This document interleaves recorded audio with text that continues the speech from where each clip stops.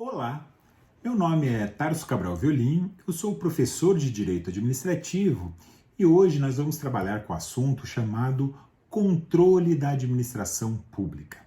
É um tema importante, uma vez que não adianta nada tudo que vocês já estudaram sobre direito administrativo, sobre administração pública, se realmente não existir uma fiscalização, um controle disso tudo, né? Esse controle ele praticamente não existia num período pré-revolucionário, quando não existia direito administrativo, quando ainda não acontecia o direito administrativo nas faculdades, quando a administração pública ainda não era profissionalizada. E a partir do momento em que se cria um Estado de direito, a partir do momento em que se cria, a figura do Estado moderno, é que se começa a falar de responsabilidade do Estado, é que se começa a falar em fiscalização, em controle da administração pública. Esse controle ele pode ser mais rígido, ele pode ser menos rígido, esse controle ele pode ser um controle estatal feito sobre a administração pública, esse controle pode ser feito pela população sobre a administração pública. Isso nós trataremos então nessa aula de hoje.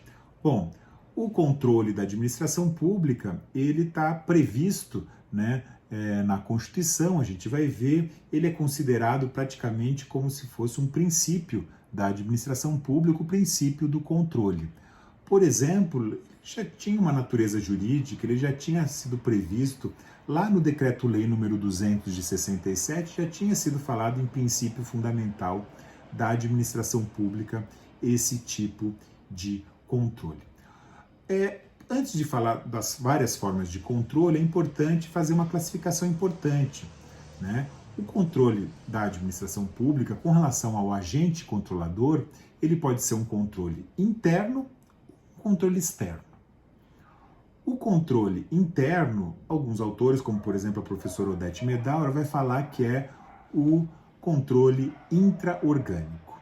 O controle externo é o controle que pode ser interorgânico, quando é um controle feito pela própria administração pública ou pelas próprias entidades estatais, e também pode ser um controle extraorgânico, que daí é o controle popular que vai acontecer sobre essa administração pública.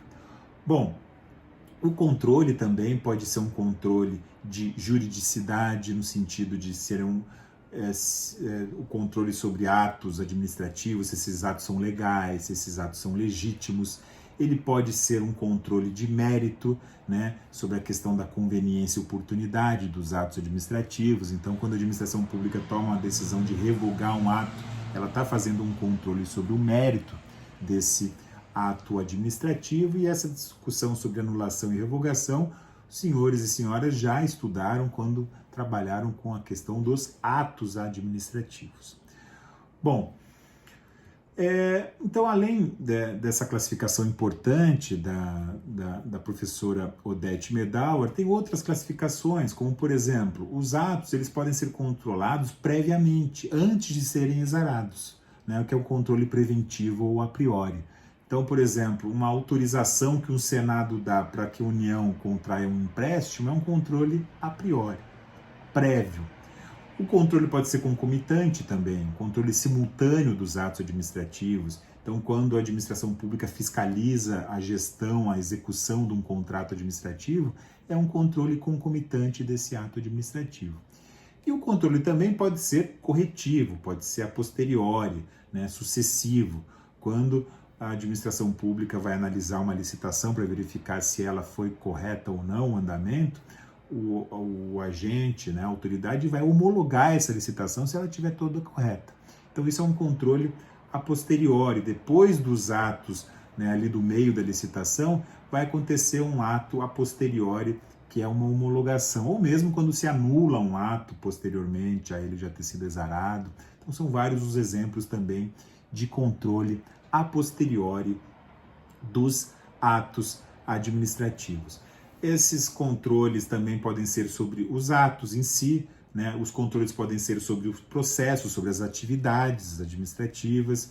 Então, as classificações são as mais variadas possíveis. Outra classificação importante pode ser um controle sobre o modo de como se desencadeia esses atos administrativos. Os atos, como a forma de desencadeamento, eles podem ser de ofício ou por provocação. De ofício, quando é a própria administração pública que toma a iniciativa de editar um ato. E por provocação, quando a administração pública ela vai ser provocada por um terceiro, por alguém da população, ou pelo Ministério Público, ou pelo Tribunal de Contas, para daí sim editar aquele ato administrativo. E também esses atos podem ser compulsórios, quando a administração pública é obrigada a editar um ato. Por exemplo, para publicar um edital de licitação, a administração pública obrigatoriamente tem que ter um parecer jurídico. Então, esse ato, esse parecer jurídico é um ato com controle obrigatório, compulsório, né, sobre aquilo que está sendo decidido na fase interna do procedimento licitatório.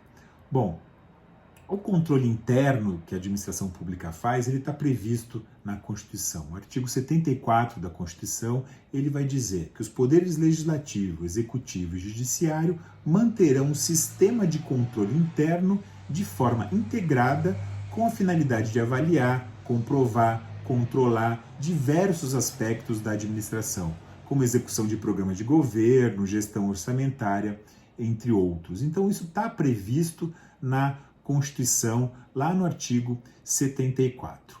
O controle interno, ele pode ser um autocontrole, um controle hierárquico, um controle de supervisão, um controle de inspeção, auditoria e correição, um controle feito pelo ouvidor ou pelo ombudsman, um controle de pareceres e um controle da administração pública direta sobre a administração pública indireta. Então, todas essas são formas de controle interno que a própria administração pública faz.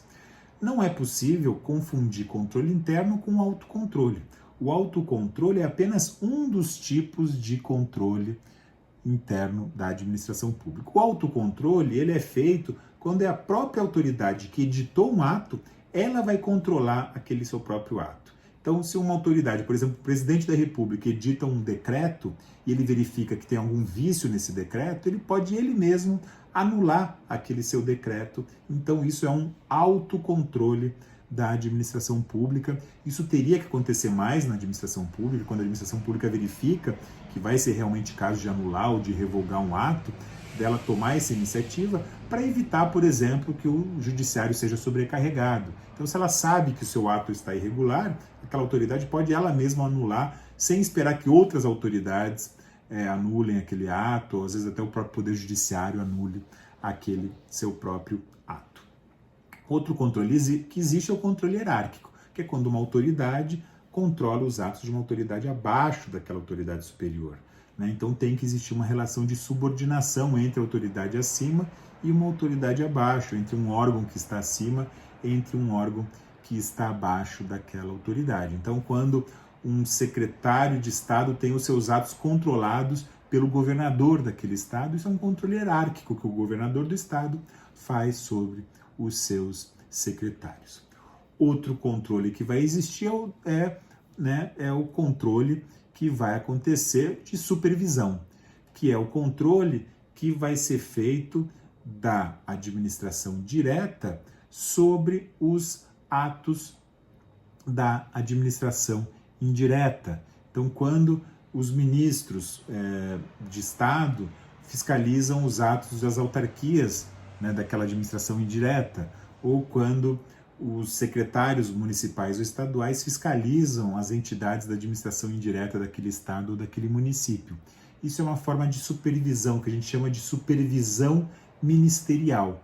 Ela já era prevista, essa supervisão ministerial, lá no Decreto-Lei 200 de 1967, Então é o controle que os secretários e ministros, a administração direta faz sobre as entidades da administração indireta. Normalmente, essas entidades da administração indireta têm uma autonomia, e as autoridades da administração indireta não podem ficar alterando a seu bel prazer as entidades da administração indireta. Então, excepcionalmente, que daí uma decisão das entidades da administração indireta podem ser alteradas pelos ministros e secretários da administração direta, só quando existe previsão legal, uma coisa chamada de recurso hierárquico impróprio, né, que é o recurso feito da administração direta sobre a administração indireta.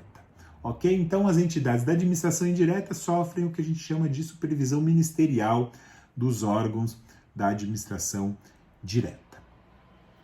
Outro tipo de controle interno da administração pública é a inspeção, auditoria, correição, né? Cada administração pública precisa ter setores próprios de auditoria, de controladoria geral, por exemplo, Controladoria Geral da União, né? Setores que vão fazer fiscalização, que vão elaborar relatórios, que vão expor falhas que possam existir dentro da administração pública, né? Que vão ser, então, órgãos de controle, de fiscalização, de investigação interno dentro de cada administração pública. Outro caso importante de controle da administração indireta é a figura do ombudsman ou do ouvidor, né? Então, municípios podem ter a figura de um ouvidor municipal, né? Ou um ouvidor estadual, um ombudsman, né? No sentido de que vai existir uma autoridade, um órgão que vai ser um fiscalizador, que vai ter uma autonomia para fazer esse controle interno. Ele vai ser a ouvidoria, quem vai escutar a sociedade, né, alguma reclamação da sociedade. Então, por exemplo, uma agência reguladora pode ter um setor de ouvidoria, um estado pode ter lá uma corregedoria e uma ouvidoria geral do estado, né, para que a população possa questionar, reclamar as questões para esse ouvidor. Outra forma importante também de controle interno da administração pública são os pareceres, né? Pareceres jurídicos, pareceres técnicos na área de engenharia, de saúde, né? Esses pareceres eles podem ser solicitados, né? Eles podem às vezes serem obrigatórios, a lei pode exigir que se passe por um determinado setor para emitir um parecer, né? Esses pareceres podem ser vinculantes quando esse parecer, além de dar uma opinião, ele vincula a decisão da autoridade. Então, são os pareceres também um caso de controle interno da administração pública. Todos esses são controles importantes que acontecem, né, de forma interna, quando é a própria administração pública que se autofiscaliza, ok? Mas não é só essa forma que existe de controle da administração pública. Também existe o chamado controle externo da administração pública. O controle externo da administração pública vai ser o controle, então, feito por órgãos, por autoridades que estão fora daquela administração pública, né? Mas quando é o próprio Estado que faz esse controle, e também esse controle externo pode ser feito pela população. Então, controle externo pode ser o controle popular, mas também pode ser o controle feito por órgãos estatais, como, por exemplo, o controle que o Poder Executivo faz sobre a própria administração pública, o controle que o Poder Legislativo faz sobre a administração pública, o controle que o Tribunal de Contas faz sobre a administração pública, o controle que o Poder Judiciário faz e o controle que o Ministério Público faz. Todos esses são controles externos. Tem o controle popular e o controle que o próprio Estado faz, ok? Vamos falar sobre cada um deles.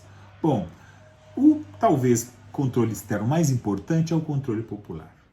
Qualquer sociedade mais desenvolvida só vai ter uma administração pública também desenvolvida se a população participar das decisões, fiscalizar aquela administração pública, né? Qualquer administração pública mais bem fiscalizada pela própria população vai ser uma administração pública menos patrimonialista, mais eficiente, mais profissionalizada. Então, países mais desenvolvidos, a população está mais envolvida em fiscalizar e controlar a administração pública. Países menos desenvolvidos, a população tem menos condições, ou menos vontade, ou menos competência, ou menos traquejo mesmo em fiscalizar o que acontece no poder público. E esse controle, que é um controle extra-orgânico, né, é um controle que a gente fala, então, que é o controle feito pela própria administração, pela própria população sobre a administração pública. É um controle verdadeiro? Sim, é um controle verdadeiro, mas que muitas vezes é população fazendo questionamentos, né, sobre em outros poderes. Então a população pode fazer um controle popular entrando com ações judiciais no Poder Judiciário, pode ela questionar diretamente a administração pública por meio de petições administrativas. Então são várias as formas que a população pode controlar o que acontece na administração pública. Então pode controlar por meio da sociedade civil organizada, por meio de partidos políticos, por meio de entidades do terceiro setor, associações, fundações privadas sem fins lucrativos, por meio da mídia, né? Por meio da velha mídia, por exemplo, a imprensa escrita, TV e rádio, por meio das mídias sociais. Todas essas são formas, né, de uma fiscalização que a população pode sim fazer sobre a administração pública. A própria Declaração dos Direitos do Homem e do Cidadão, de 1789, no seu artigo 15, falava assim: a sociedade tem o direito de pedir conta a todo agente público de sua administração.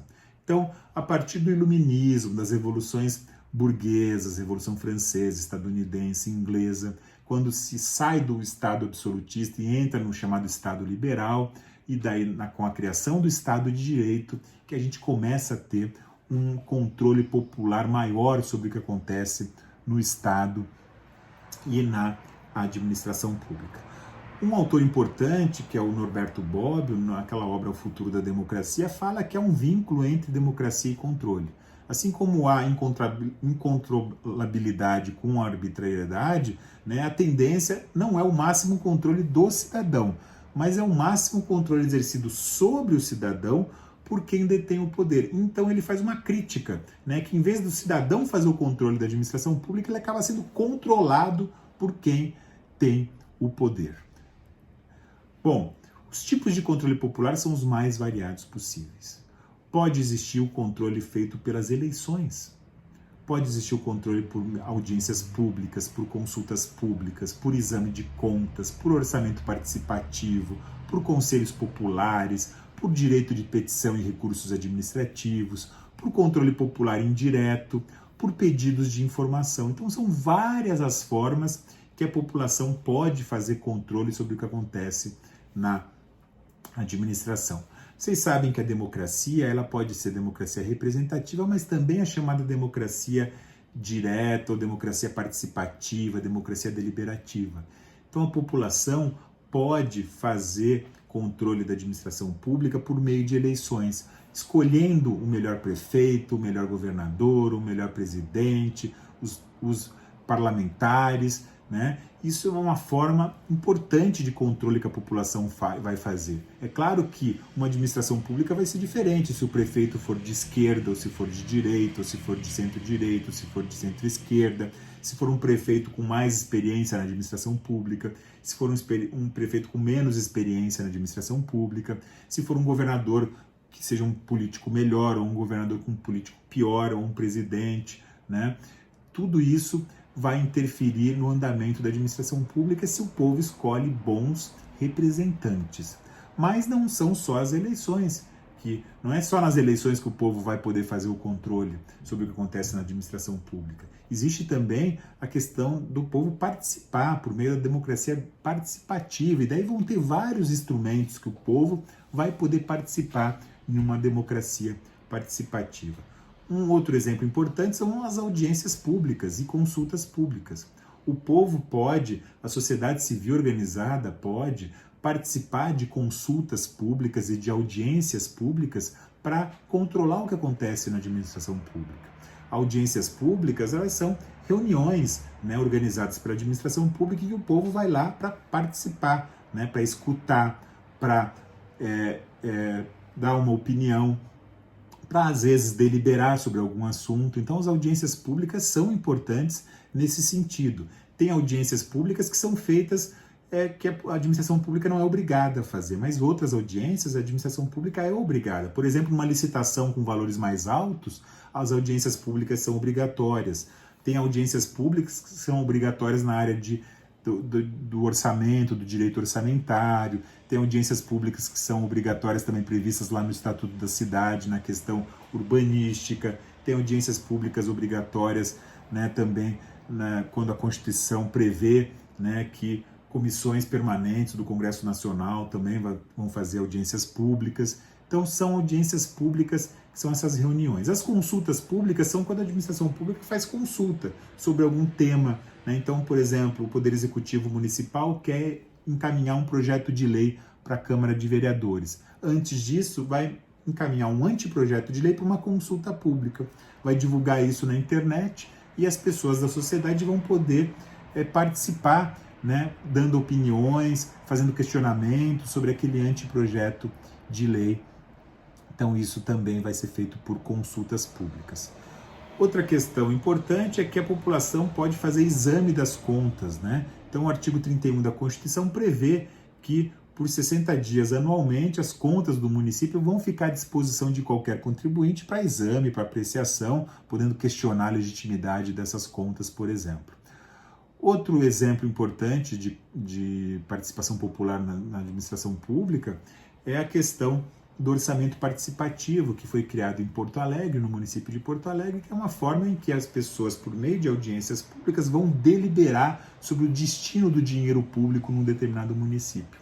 Isso é importante, é uma ideia do orçamento participativo. Então, uma sociedade pode decidir, um município, um bairro, pode decidir se vai querer gastar mais com saneamento básico, ou com asfalto, ou com escola. Então, isso é uma forma também democrática de participação popular da administração pública nos assuntos, né, do poder público. Os conselhos gestores, os conselhos populares também são exemplos importantes de controle popular da administração pública. Então, é uma forma em que conselhos populares, que às vezes vão ser compostos por entes estatais e também por ONGs, por entidades do terceiro setor, vão ser conselhos importantes. Por exemplo, Conselho Municipal dos Direitos da Criança e do Adolescente, Conselho Estadual de Saúde, Conselho Nacional de Assistência Social. São conselhos em que vai ter representantes estatais e da sociedade civil organizada para tomar decisões políticas públicas nessas áreas ambientais, culturais, etc. E alguns conselhos vão, inclusive, fazer gestão de... eles vão ser deliberativos porque eles vão ter um fundo próprio, um dinheiro próprio, em que daí o próprio conselho vai decidir para onde que vai um dinheiro X ou Y, por exemplo, na área do direito da criança e do adolescente, que existe um fundo da infância e da adolescência, o FIA, né? Então, esses conselhos populares também é um exemplo ótimo, né? Países mais desenvolvidos há conselhos mais com a população participando mais. E em outros países, às vezes até existem os conselhos, mas eles não têm uma participação tão grande, não são tão bem divulgados, esses conselhos, isso também pode acontecer. Bom, além dos conselhos com participação popular, tem também o direito de petição e os recursos administrativos, né? O artigo 5º da Constituição dá o direito à população, né, ter contraditório para defesa nos processos e também peticionar junto aos poderes, né, independentemente do pagamento de taxas. O artigo 5º, inciso 34, diz que pode, né, peticionar a população em defesa de direitos ou contra ilegalidades ou abuso de poder. Os recursos administrativos, né, as empresas que participam de uma licitação, os candidatos num concurso público, cidadãos que sofram algum tipo de processo administrativo vão ter direito de questionar, de entrar com recursos, né, nos processos administrativos. Isso vocês podem ver quando vocês vão estudar processo administrativo, a Lei de Processo Administrativo Federal, entre outras legislações. Bom, além do direito de petição, tem também a questão de que a administração pública pode sofrer um controle um controle popular sobre o que ela faz ou deixa de fazer, quando, por exemplo, a população não é ela que vai diretamente fazer a fiscalização, mas ela vai fazer um controle popular indireto, ela vai encaminhar um requerimento ou uma reclamação para alguma autoridade, por exemplo, um requerimento à polícia ou uma representação ao Ministério Público, né? Então é um controle popular indireto, quando não é a própria população que vai controlar, mas ela vai chamar uma autoridade para fazer um controle sobre o que acontece na administração pública. Ok? Bom, existem várias legislações importantes sobre tudo isso que eu estou falando, né? A Lei de Acesso à Informação é uma lei que vai garantir uma maior publicidade dos atos da administração pública e vai garantir que a população obtenha informações sobre o que acontece na administração pública. Qualquer informação de interesse público, segundo a Lei de Acesso à Informação, que é a Lei 12.527 de 2011, tem que ser informada na própria internet do órgão ou poder da administração pública. Essa informação, se não tiver no site, ela tem que ser concedida de forma imediata para qualquer cidadão que faça um pedido dessas informações de interesse público pela administração pública. Se essa informação não tiver como ser dada de forma imediata, a administração pública tem que conceder essa informação em até 20 dias e daí podendo se prorrogar esse prazo por até 10 dias. Ou seja, qualquer informação de interesse público não pode ser sigilosa, tem que ser concedida, se não de forma imediata, no site ou pessoalmente para o cidadão, em até no máximo 30 dias para qualquer cidadão, segundo a Lei de Acesso à Informação, que é uma lei importante aí de controle da administração pública. E como eu falei, o controle externo feito sobre a administração pública pode ser também um controle exercido pelo próprio Estado, o Estado fazendo controle da administração pública. A primeira forma é algo que vocês viram lá em direito constitucional, que é a possibilidade da intervenção, né? Excepcionalmente, o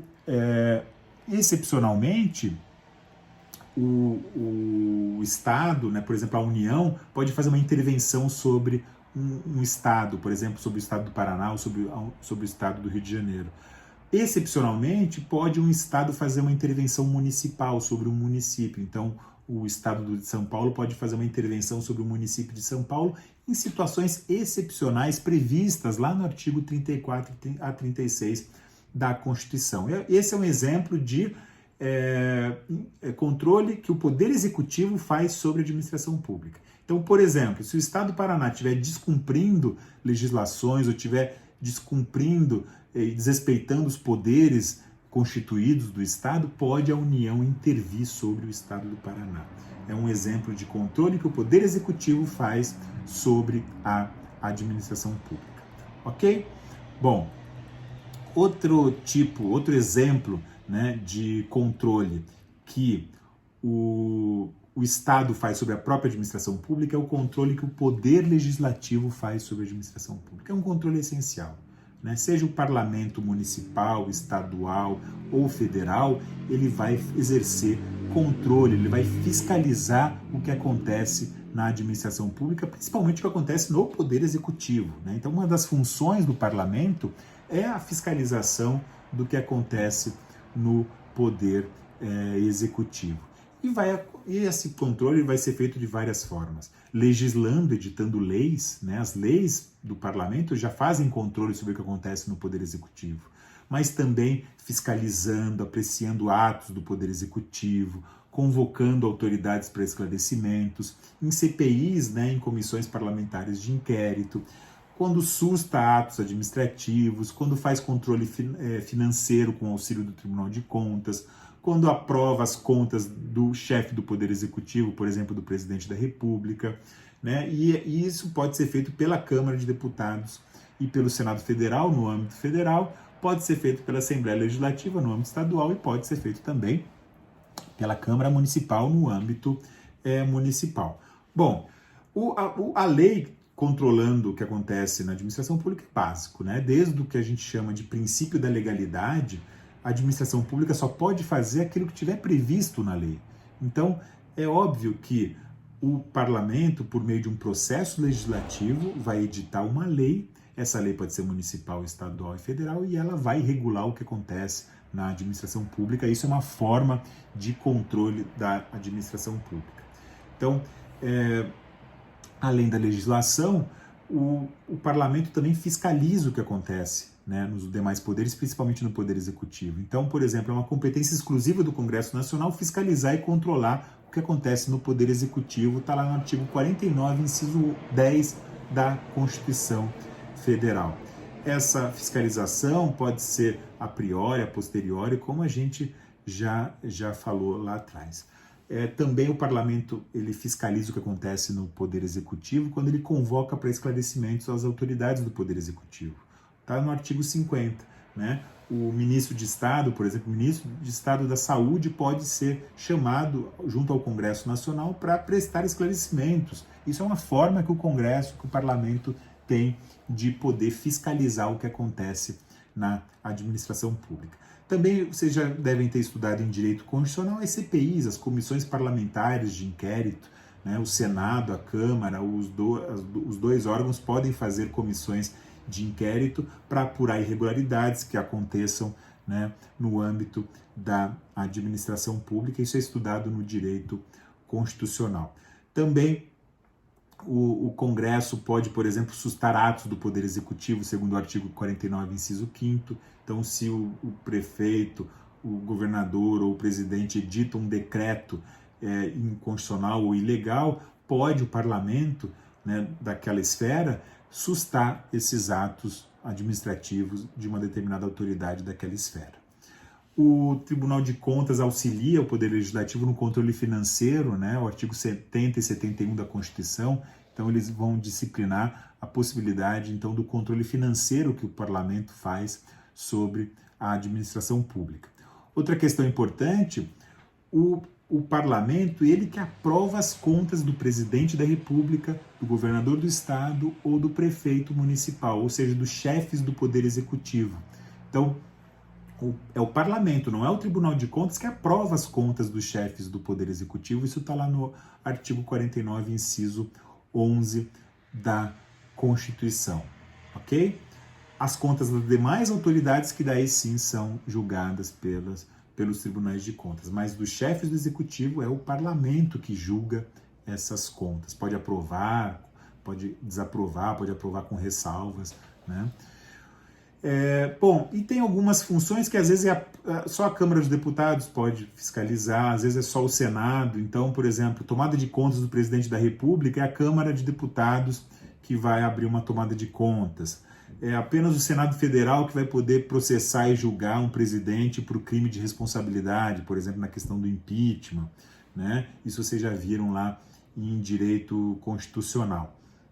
Essas são as formas, então, em que o Poder Legislativo, de alguma forma, vai controlar o que acontece na administração pública.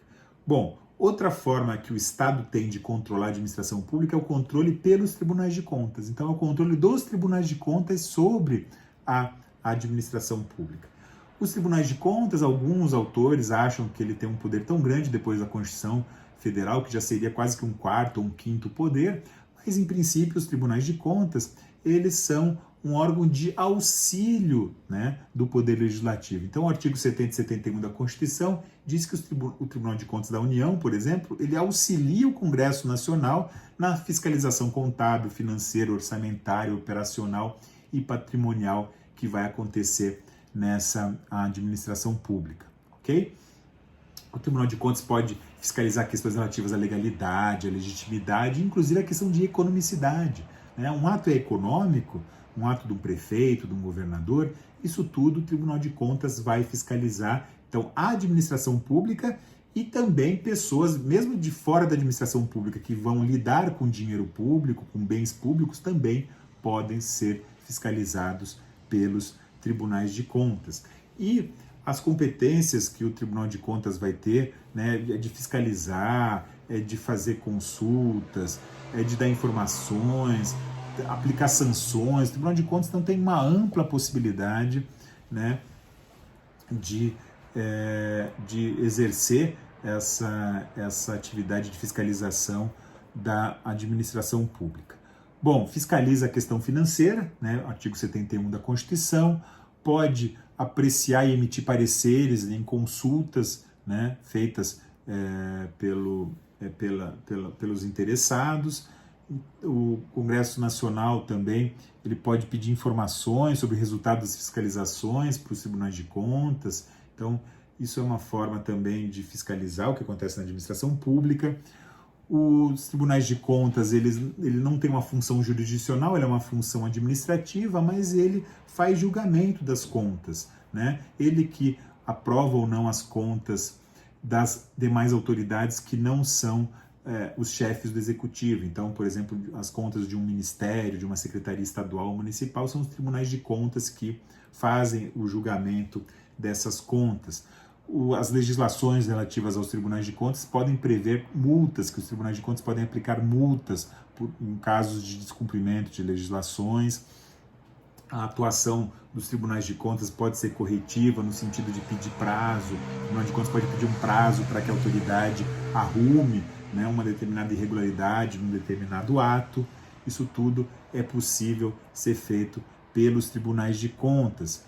Os tribunais de contas podem também, né, ter uma figura de um ouvidor, né, quando alguém vai questionar junto ao Tribunal de Contas, então pode receber denúncias de irregularidades via um ouvidor.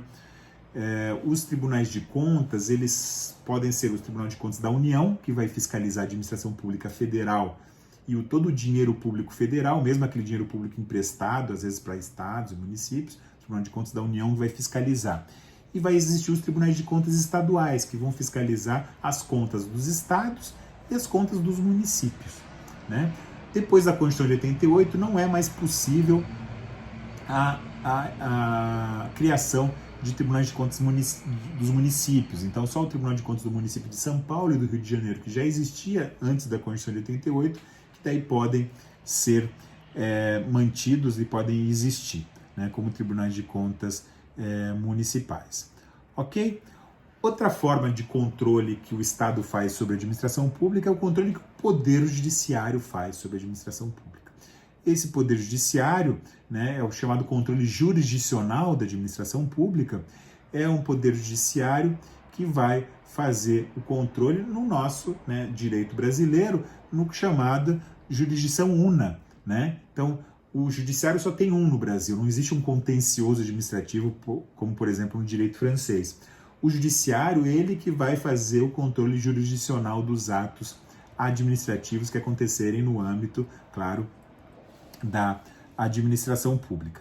Lembrando, né, que então o Poder Judiciário vai fazer essa fiscalização por meio dos remédios constitucionais. Ele não vai tomar iniciativa, mas ele vai sofrer ações e essas ações vão fazer de alguma forma um controle sobre o que acontece na administração pública. O Poder Judiciário pode se envolver em alguns casos de intervenção, né? Algumas situações de intervenção, segundo a Constituição, tem que passar pelo Poder Judiciário. Isso está lá na Constituição, vocês viram isso em direito constitucional.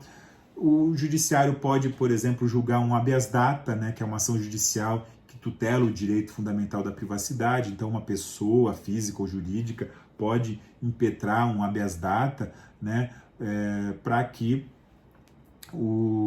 tendo, por exemplo, o que está previsto lá no artigo 5º, inciso 72, conceder-se-á o habeas data para assegurar o conhecimento de informação relativa à pessoa do impetrante, constantes de registros ou bancos de dados de entidades governamentais ou de caráter público, para retificação de dados, quando não se prefira fazê-lo por processo sigiloso, judicial ou administrativo.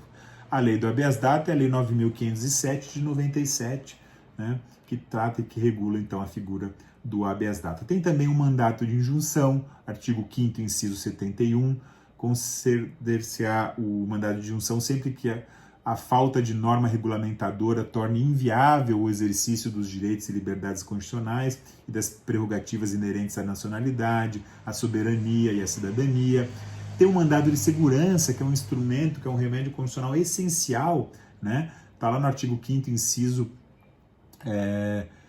o inciso 69, né, que vai disciplinar o mandado de segurança, conceder-se-á o mandado de segurança para proteger direito líquido e certo, não amparado por habeas corpus ou habeas data, quando o responsável pela ilegalidade ou abuso de poder for autoridade pública ou agente de pessoa jurídica no exercício de atribuição do poder público. Então, também o mandado de segurança pode ser individual, pode ser o coletivo, ele vai ser disciplinado lá pela Lei 12.016 de 2009, ok? Ação civil pública, outra ação também, né, que é prevista lá no artigo 129, inciso 3 da Constituição e disciplinado pela Lei 7.347 de 85. Então, pode o Ministério Público, a administração pública entrar com ação civil pública, associações, né, que sejam de uma determinada área, por exemplo, uma associação na área ambiental pode entrar com ação civil pública junto ao Poder Judiciário contra a administração pública. A ação popular, né, minha gente? O artigo 5º, inciso 73, diz lá que qualquer cidadão é parte legítima para propor ação popular que vise anular ato lesivo ao patrimônio público ou de entidade de que o Estado participe, à moralidade administrativa, ao meio ambiente, ao patrimônio histórico e cultural, ficando o autor, salvo comprovada má-fé, isento de custas judiciais e do ônus de sucumbência. Então é a Lei 4.717, a Lei de Ação Popular, ela é de 1965. Então ela basicamente é um instrumento importante de fiscalização do que acontece na administração pública pela população, pela sociedade civil organizada, pelos cidadãos mesmo, pessoas físicas que podem entrar contra a ação popular, contra qualquer autoridade pública e contra a administração pública. Tem também as formas de controle de constitucionalidade, né, das leis e às vezes de atos normativos. Então, vocês vão ver lá no direito constitucional que existe a ADI, a ADCOM, a ação de arguição de descumprimento de preceito fundamental, o próprio habeas corpus lá no direito penal, vão ser ações constitucionais que vão existir também, que vão fazer algum tipo de controle da administração pública. E, por fim, existe o controle exercido pelo Ministério Público, né? O Ministério Público também vai fiscalizar, né? Ele vai ter uma lei orgânica que vai disciplinar como que esse Ministério Público vai fiscalizar a administração pública. O Ministério Público nada mais é do que o representante da sociedade, né, dentro do Estado, para questionar o Estado, né, para as questões, principalmente questões mais de cunho coletivo, que envolvem interesse público. Então o Ministério Público vai ser parte em ações judiciais, ações de improbidade administrativa também. Ok? Bom, a ideia hoje era realmente dar esse panorama geral sobre o que acontece no controle que a administração pública sofre, né, seja da população, seja do próprio Estado. São várias as obras que os senhores podem, né, estudar esse tema do controle da administração pública, o livro do professor Celso Antônio Bandeira de Mello, da Maria Silva Zanello de Pietro. Tem um livro específico sobre controle da administração pública da professora Odete Medauer também, que é uma indicação importante. Ok? Bom, para qualquer dúvida, eu estou à disposição nas redes sociais, no meu canal do YouTube e no e-mail tarsocv@gmail.com. Eu gostaria de agradecer muito a atenção dos senhores e senhoras, né, nessa aula de hoje, e gostaria de dar um bom dia, uma boa tarde, uma boa noite e até uma outra oportunidade. Muito obrigado, um grande abraço.